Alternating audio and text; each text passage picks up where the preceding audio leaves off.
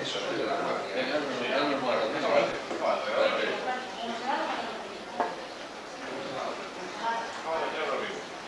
Estaba aquí.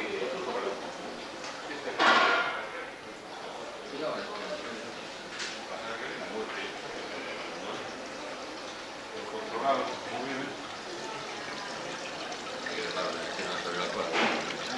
Pícame.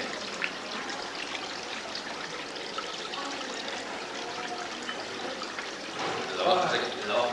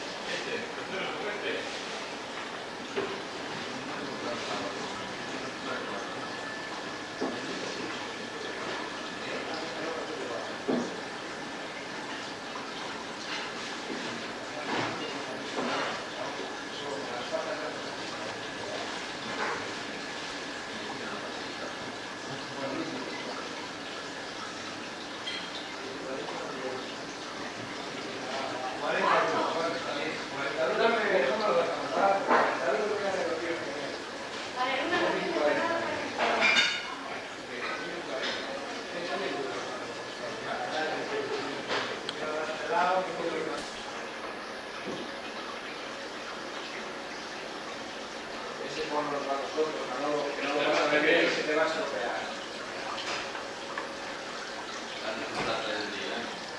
Ya lo tienes que poner aparte, claro, porque ese bicho se come a todos los demás. No. ¿Qué pata tiene? Espera que te lo ponga dando un corte de mangas.